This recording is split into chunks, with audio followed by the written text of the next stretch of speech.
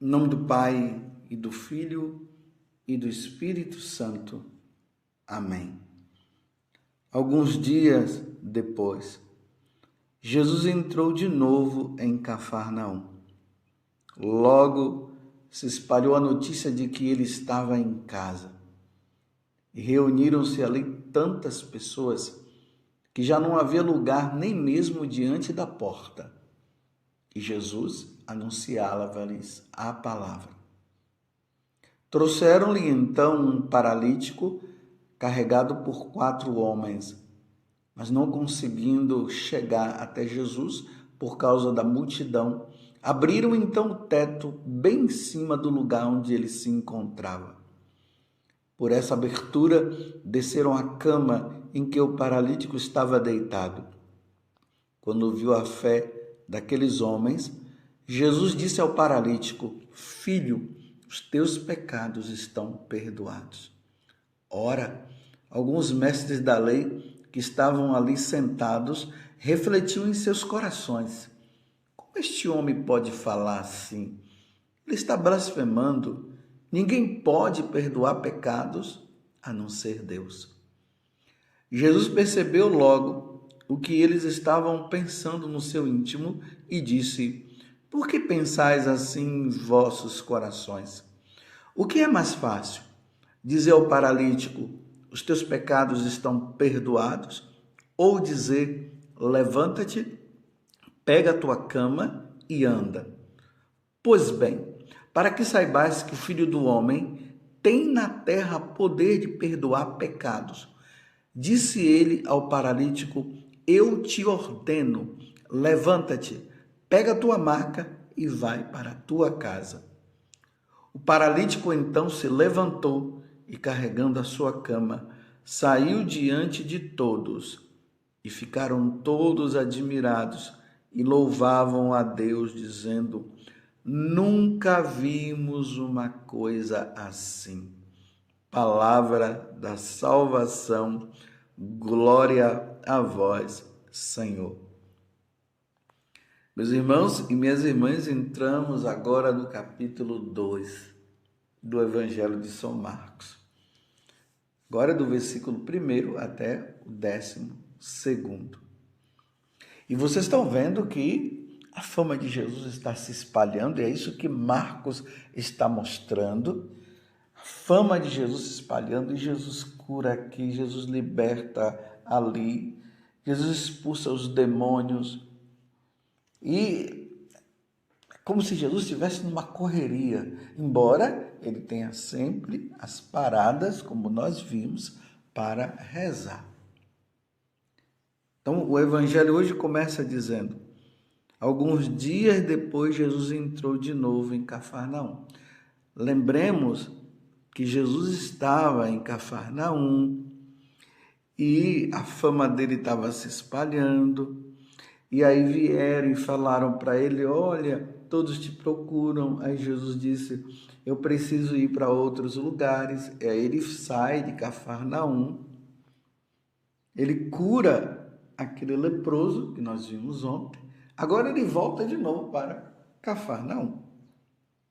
E agora se depara, né? Ele está ali em sua casa, quer dizer, na casa de Pedro, e as multidões continuam indo. Eles encontraram uma pessoa que estava curando, que estava fazendo coisas maravilhosas. E aí 4 pessoas tiveram a ideia de levar um paralítico.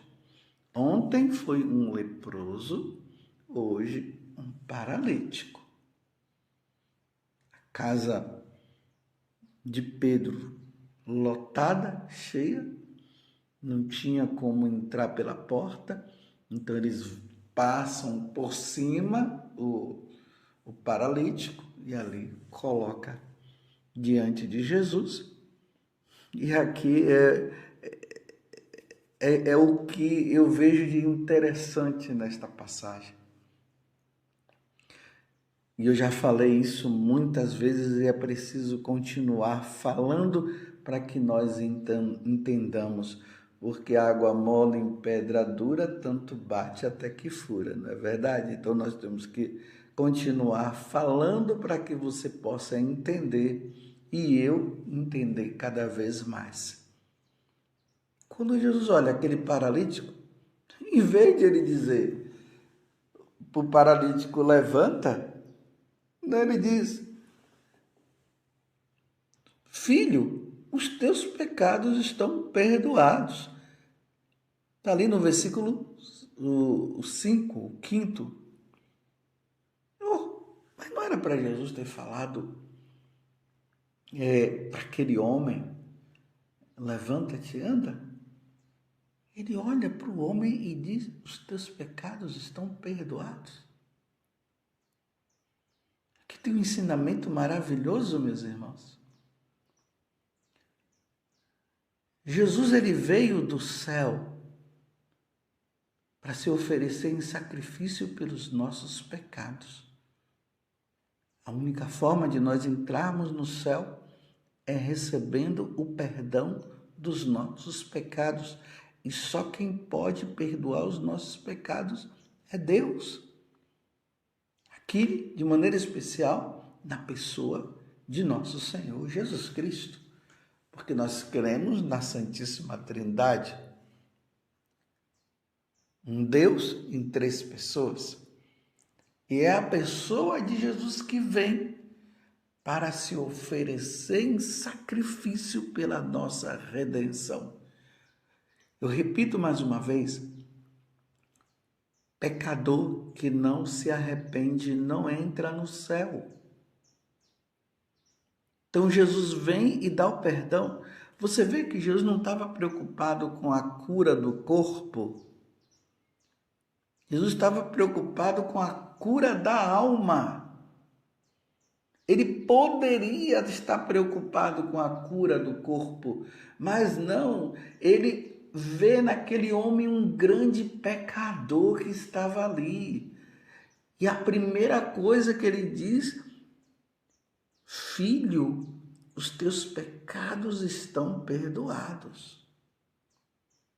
Você vê que os fariseus não entenderam nada e já estavam apelando, dizendo que como é que Jesus podia perdoar os pecados, ele sendo um homem, porque eles não compreendiam, eles não viam em Jesus Deus, eles viam um homem qualquer, que estava até fazendo coisas boas, mas reconhecer nele a pessoa de Deus, não, eles não reconheciam. E Jesus penetrando o coração deles, porque eles estavam falando isso, mas era interiormente, eles não estavam proclamando com as palavras. Então Jesus penetrando diz: vocês estão achando que eu não sou Deus não, né? Que eu não posso dar o perdão dos pecados? Então qual é o mais fácil? Dizer para esse homem, os seus pecados são perdoados, ou dizer levanta-te e anda? Então, para vocês verem que eu tenho o poder de perdoar os pecados, eu vou dizer agora para ele: levanta e anda. Aí o homem levantou e foi curado. Mas o essencial neste evangelho é entendermos que Jesus perdoa os pecados. E como eu dizia antes, Jesus perdoa os pecados do pecador arrependido. Tem que haver arrependimento para que haja perdão dos pecados. Se a pessoa não se arrepende, Deus não perdoa. Isso precisa ficar claro, meus irmãos. Se não houver arrependimento, não há perdão de pecado. Nós precisamos reconhecer que nós ofendemos a Deus. E quando nós reconhecemos que nós o ofendemos, nós vamos lá e pedimos: Senhor, perdão, perdoa os meus pecados. Aí Jesus perdoa. Infelizmente, hoje está correndo um ensinamento na igreja, que isso já é antigo, viu? Já é antigo. De dizer assim, que Jesus, ele perdoa sim, mas se a pessoa não tiver propósito de mudança, também está tudo bem. As pessoas se utilizam muitas vezes daquela passagem do Evangelho de São João, o capítulo 8, aquela mulher que pegaram ela adulterando, e a lei dizia que aquela mulher, quem fosse visto nessa situação, a mulher que fosse vista, ela seria apedrejada. E os fariseus, indo ao encontro de Jesus, colocaram a mulher, a pecadora ali, a adúltera, colocou diante de Jesus e disse: Senhor, a lei disse que nós devemos apedrejá-la. O que é que o senhor acha que nós devemos fazer agora? Essa mulher, pegaram ela adulterando. Jesus se abaixa. Aí ele mostra que ele escreve algo no chão. E aí Jesus olha para ele e diz: quem não tiver pecado, então atira a primeira pedra. Então os fariseus viram que eles eram pecadores também. Então eles foram saindo um a um, jogaram a pedra fora ali, já não apedrejaram a mulher e foi embora. Agora ficou Jesus sozinho com a pecadora. E aí Jesus, ele olha para a mulher e diz: mulher, ninguém te condenou? Aí Jesus diz assim, aí a mulher diz: não, Senhor, ninguém me condenou. Porque eram todos pecadores também, reconheceram. Aí Jesus disse: eu também não te condeno. E aí as pessoas, para justificar que Jesus perdoa os pecados, e Jesus perdoa mesmo, eles param aqui. E eles não dão continuidade. Porque a continuidade do Evangelho é quando Jesus diz assim para ela: uma vez que ninguém te condenou, eu não te condeno, mas vá e não peques mais. Essa vá e não peques mais é uma advertência que Jesus está dizendo. Sim, ele veio para os pecadores, sim, ele veio para os pecadores, mas ele veio para os pecadores, e os pecadores precisam reconhecer os seus pecados, e reconhecendo os seus pecados, eles precisam se arrepender para não pecar mais. Então a advertência de Jesus é: não peques mais, ou seja, se você continuar nessa vida, você não vai se salvar, não. É preciso que você pare de pecar. Não peques mais.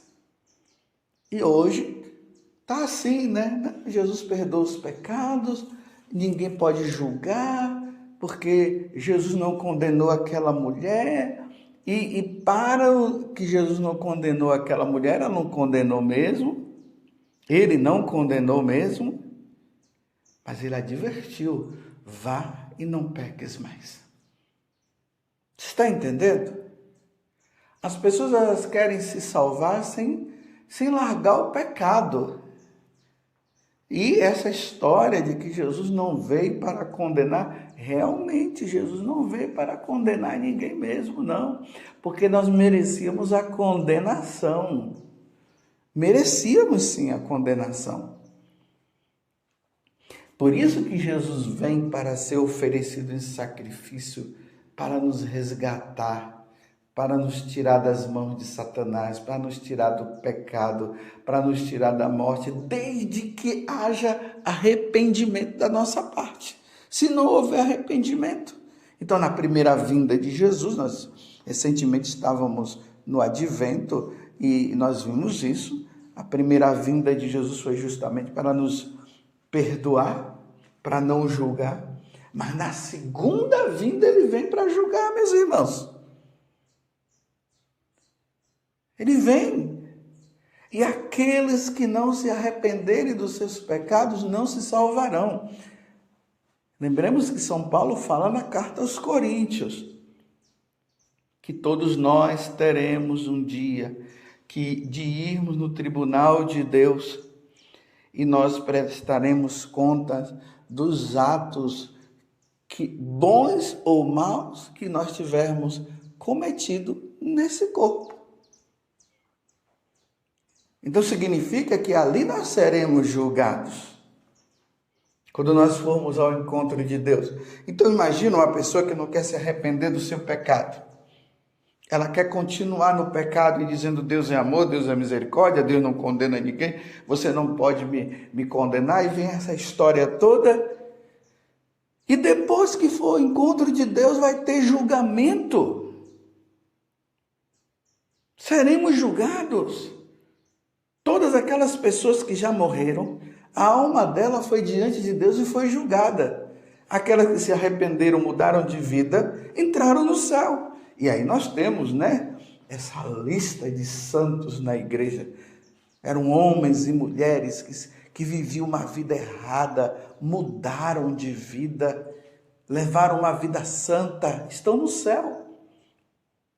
Mas aqueles que levaram uma vida errada e não se arrependeram, não estão no céu, não. Essa é uma verdade da igreja. Não vem com essa história de ficar dizendo quem você está me julgando, não sei o que, aquela coisa toda. E Deus conhece o meu coração. Deus conhece o meu coração e conhece o seu. Então vamos nos arrepender dos nossos pecados, uma vez que Deus conhece o meu coração e o seu. E aqui eu não estou me colocando numa condição que eu sou santo, não. Estou lutando, meus irmãos, estou lutando. Eu estou lutando. De 15 em 15 dias eu procuro um sacerdote para me confessar. Porque eu reconheço que eu sou pecador. E sou mesmo. Sou pior do que muitas pessoas. Eu como sacerdote, eu poderia estar num grau de santidade ao ponto de não cometer nenhum pecado. Mas infelizmente, me desculpa eu dizer, eu sou um sem vergonha. É isso que eu sou um sem vergonha. Já era para estar num grau de santidade muito grande, mas continuo caindo nesse pecado, naquele pecado. E tenho que buscar um sacerdote, porque eu não posso morrer com os meus pecados. Agora eu ficar assim, Deus tem misericórdia de mim, continuo pecando, não luto para sair do pecado e fico ali, Deus é amor, Deus é misericórdia e aquela coisa toda, e depois, morrendo, eu vou para o inferno, e para o inferno eu não quero ir. Para o inferno eu não quero ir, eu quero ir para o céu. Por isso eu estou lutando, e você também precisa lutar. Não entra nessa história, meu irmão e minha irmã, de que Deus é misericórdia, mas você não muda de vida. E Deus é misericórdia e eu não mudo de vida. Continuo no adultério, não mudo de vida e digo, Deus é misericórdia. Continuo na bebedeira, porque São Paulo diz que nós não devemos nos embriagar. E eu continuo me embriagando e dizendo, Deus é misericórdia. Continuo no roubo e Deus é misericórdia. Eu continuo na corrupção e Deus é misericórdia. E não mudo de vida e depois fico dizendo que Deus é amor, Deus é misericórdia, Deus é bom e aquela coisa toda. Mas não mudo de vida. Como é que eu vou entrar no céu se eu não mudo de vida? Isso está claro nos evangelhos. Isso está claro nas cartas de São Paulo, na carta de São João, nas cartas de São João, São Tiago, Judas. Está tudo lá, está escrito, mostrando que é preciso que haja conversão, é preciso que haja mudança de vida. Por isso que Jesus falou para aquele paralítico, os teus pecados estão perdoados. Aqueles que passam a vida neste mundo não é batizado, ou depois do batismo não procura a confissão, não se arrepende, não vai entrar no céu. Pode qualquer pessoa estar dizendo aí, qualquer autoridade da igreja dizendo, não, apesar de você estar no pecado, pode ficar tranquilo, Deus é misericórdia, mas não chama a pessoa a mudança de vida, a conversão, e pode continuar nessa vida errada, e aí pode dizer, não, pode continuar nessa vida. Qualquer autoridade que possa dizer isso, não vai mudar o princípio de Deus, para que haja salvação na vida da pessoa, é preciso que ela largue o pecado, que ela se arrependa. Se a pessoa está no adultério, ela precisa sair do adultério. Se ela não sai do adultério, ela não se salva. Se ela não se arrepende do pecado, e precisamos muito rezar por aquelas pessoas que estão nessa condição de adúltero. Precisaremos rezar muito por aquelas pessoas que estão vivendo essa vida de pares, homem com homem, mulher com mulher. É preciso sair desta vida. Se não houver arrependimento, não se salva. Haja vista, nós vimos lá no livro do Gênesis, Sodoma e Gomorra. Viviam desta forma, não mudaram de vida.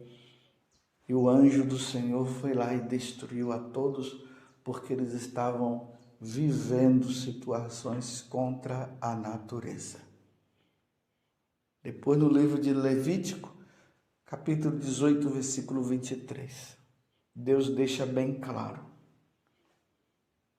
que é uma abominação esse tipo de vida. Deus abomina. Depois São Paulo, tanto na carta aos Romanos, como na carta aos Coríntios, vai dizer que aqueles que vivem esse tipo de vida não herdarão o reino dos céus. E no livro do Apocalipse também vai dizer.